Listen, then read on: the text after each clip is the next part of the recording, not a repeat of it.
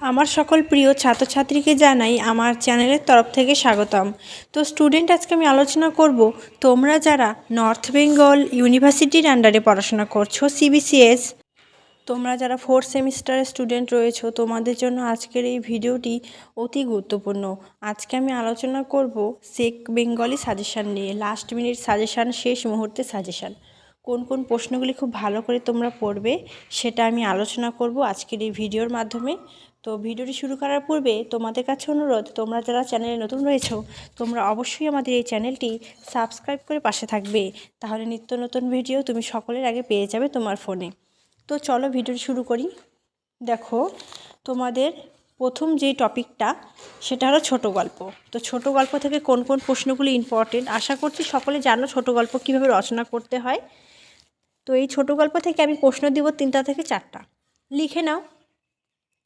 তোমার কোনো ভ্রমণের অভিজ্ঞতার উপর ভিত্তি করে একটি ছোট গল্প রচনা করো। অথবা প্রশ্নটা এমনভাবে আসতে পারে, যে কোনো একটি অভিজ্ঞতার উপর ভিত্তি করে একটি ছোট গল্প রচনা করো নিজের ভাষায়। ঠিক আছে, তাহলে তোমার দুটো প্রশ্নের উত্তর একটা হয়ে যাচ্ছে। এবং ছোট গল্পটা কিন্তু মুখস্থ করার বিষয় নেই, তোমাকে বুঝে লিখতে হবে। ঠিক আছে, আরেকটি প্রশ্ন ছোট গল্প লিখছি, বলছি, প্রশ্নটা লিখে নাও। ব্যক্তি মানুষের কোনো অসচেতনতাকে মাথায় রেখে সমাজ সচেতনতা বিষয়ক একটি ছোট গল্প রচনা করো।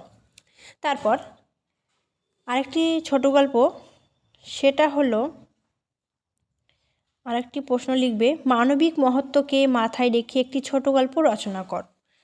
এবার আমি তাৎক্ষণিক বক্তব্য থেকে প্রশ্ন রাখছি। স্বাধীনতা দিবস পালনের উদ্দেশ্যে আয়োজিত সভার জন্য একটি তাৎক্ষণিক বক্তব্য প্রস্তুত করো। একটি তাৎক্ষণিক বক্তব্য যদি তুমি ভালো করে বুঝে পড়ো, 10টা লিখতে পারবে, কোনো ব্যাপার না, এটা আমি বলছি, তুমি চেষ্টা করে দেখো। তারপর আরেকটি প্রশ্ন, তোমার মহাবিদ্যালয়ে বিদায় সম্বর্ধনা জানানোর উদ্দেশ্যে আয়োজিত সবার জন্য একটি তাৎক্ষণিক বক্তব্য রচনা করো। পরবর্তী, কোনো কবিতার কাব্যসৌন্দর্য বিচারে করতে গেলে যে দিকগুলির প্রতি নজর দিতে হয় সেগুলির উল্লেখ করো। এটাও খুব ইম্পর্টেন্ট রয়েছে প্রশ্ন। আরেকটি প্রশ্ন, রবীন্দ্রনাথ ঠাকুরের যে কোনো একটি কবিতার কাব্যসৌন্দর্য বিচার করো। যদি এমনভাবে না আসে, প্রশ্নটা আসতে পারে যে কোনো একটি কবিতার কাব্যসৌন্দর্য বিচার করো তোমার পঠিত, তাহলে তুমি রবীন্দ্রনাথ ঠাকুরটা লিখে দিতে পারবে। তাহলে রবীন্দ্রনাথ ঠাকুরের একটি কাব্যসৌন্দর্য বিচার অবশ্যই পড়বে, তাহলে কিন্তু একটি 12 মার্কের প্রশ্ন কিন্তু হাতে থাকছে। ঠিক আছে, কারণ এই প্রশ্নটা আসবেই আসবে। তারপর নেক্সট প্রশ্ন লিখবে, বিশ্ব পরিবেশ দিবস পালনের উদ্দেশ্যে আয়োজিত সবার একটি তাৎক্ষণিক বক্তব্য প্রস্তুত করো। একইভাবে নেক্সট, দ্রব্যমূল্য বৃদ্ধি সাধারণ মানুষের জীবনে কেমনভাবে প্রভাবিত করেছে সে বিষয়ে আয়োজিত নাগরিক সভার জন্য একটি তাৎক্ষণিক বক্তব্য প্রস্তুত করো। বোঝা গেল? নেক্সট, তোমার পঠিত যে কোনো একটি কবিতা কাব্যসৌন্দর্য বিচার করো। এটা আমি আগেও বললাম। এবার পরবর্তী প্রশ্নের দিকে যদি যাই, তাহলে দেখতে পাবো আমরা আরেকটি প্রশ্ন ইম্পর্টেন্ট, যেটা হলো মহাবিদ্যালয়ে নবীন বরণ উৎসব সম্পর্কে বা উপলক্ষে একটি তাৎক্ষণিক বক্তব্য। এটাও খুব ইম্পর্টেন্ট রয়েছে, যেটা ইম্পর্টেন্ট মনে করছি আমি এবারের জন্য। তারপর সামাজিক অবক্ষয় রোধে আয়োজিত একটি পথসভার জন্য তাৎক্ষণিক বক্তব্য প্রস্তুত করো। মূল কথা, ছোট গল্প তোমরা একটা পড়লেই কিন্তু বা এটা বোঝার জিনিস আছে, ছোট গল্পটা তুমি মুখস্থ করে লিখতে পারবে না, এটা নিজের অভিজ্ঞতা থেকে লিখতে হবে। আর কাব্য সৌন্দর্য, তারপর তোমার যে বললাম তাৎক্ষণিক বক্তব্য, সংলাপ, এগুলি কিন্তু একটা নিয়মে কিন্তু বেশ কয়েকটা লিখতে পারবে।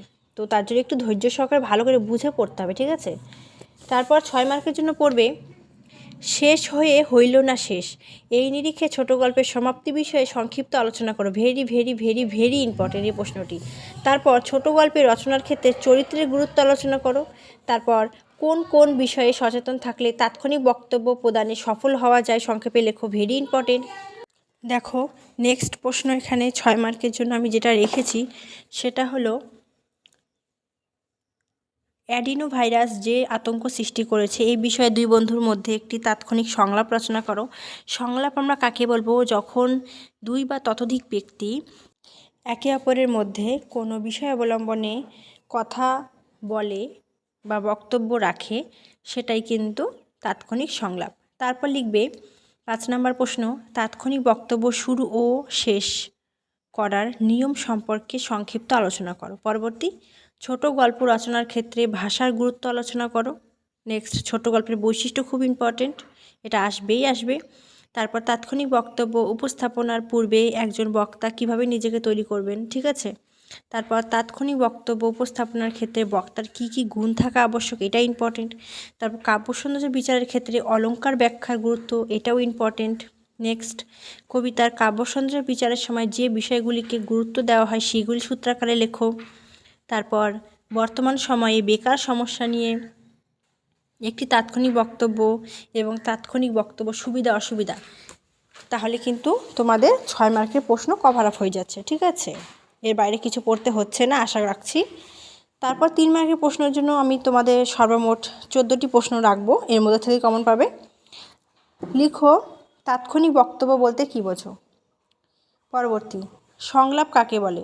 সংলাপ রচনার কি কি নির্দিষ্ট কোনো বিষয় আছে, সে বিষয়ে নিজের অভিমত জানাও। পরবর্তী, কাব্য সৌন্দর্য বলতে কী বোঝো। কাব্য সৌন্দর্য বিচারের কোন কোন বিষয়ের উপর লক্ষ্য রাখতে হয়। নেক্সট, তাৎক্ষণিক বক্তব্যের বিষয় কীরূপ হয়, তোমার অভিমত জানাও। নেক্সট, ছোট গল্প কাকে বলে। তারপর ছোট গল্প রচনার মূল উপজীব্য আলোচনা করো। তারপর সংলাপ রচনার মূল 3টি বৈশিষ্ট্য, ভেরি ভেরি ইম্পর্টেন্ট। তারপর রবীন্দ্রনাথ ঠাকুরের 3টি ছোট গল্পের নাম, এটাও খুব ইম্পর্টেন্ট রয়েছে, আশা রাখছি আসবে। তারপর তাৎক্ষণিক বক্তব্য গঠন বৈচিত্র্য, দেখো গঠন